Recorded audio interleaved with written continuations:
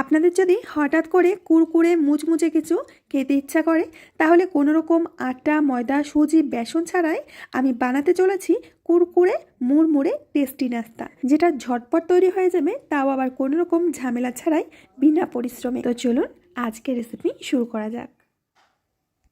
আজকের এই মুখরোচক টেস্টি রেসিপি তৈরি করার জন্য সবার প্রথমে এক বাটি সিদ্ধ চাল আমি ভিজিয়ে রেখেছিলাম ওই মোটামুটি 1 ঘন্টা আগে।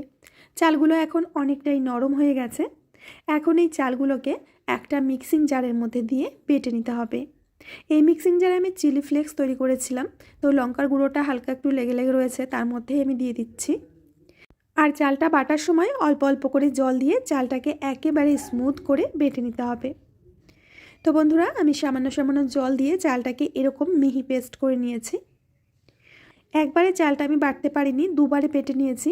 পরে চালগুলো আমি এরকম একটু শুকনো শুকনো করে বেটেছি। আর এরই সাথে নিয়েছি সিদ্ধ আলু।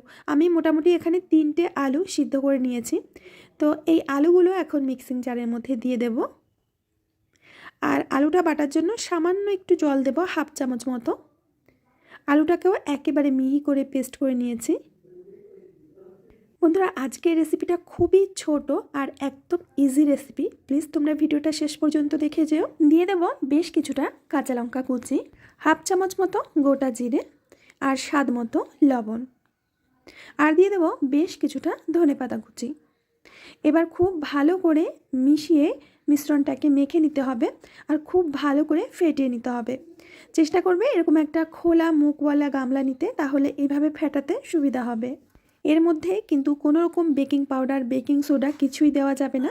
শুধু খুব ভালো করে মিশ্রণটাকে ফেটিয়ে হালকা করে নিতে হবে।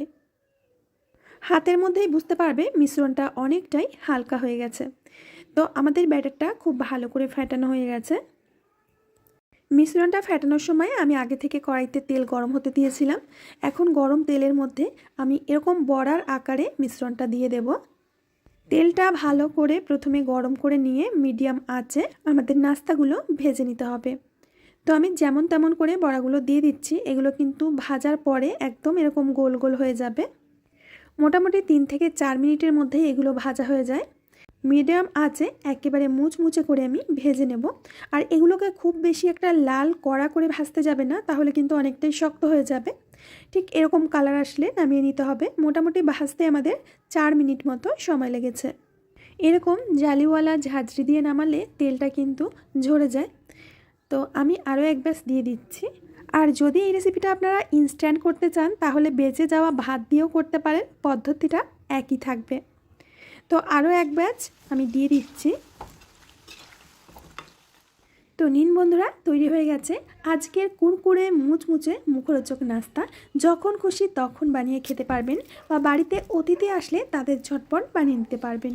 তো বন্ধুরা, আশা করছি আজকের এই ছোট্ট রেসিপিটা আপনাদের অনেক ভালো লেগেছে। ভালো লাগলে লাইক, কমেন্ট, শেয়ার করবেন। আমি আজ এখানে বিদায় নেব, আবার আসবো নতুন রেসিপি নিয়ে। সবাই ভালো থাকবেন, সুস্থ থাকবেন। আগামীকাল শিবরাত্রি। তো শিবরাত্রি উপলক্ষে আপনাদের জানাই অনেক অনেক অভিনন্দন, শুভেচ্ছা ও ভালোবাসা।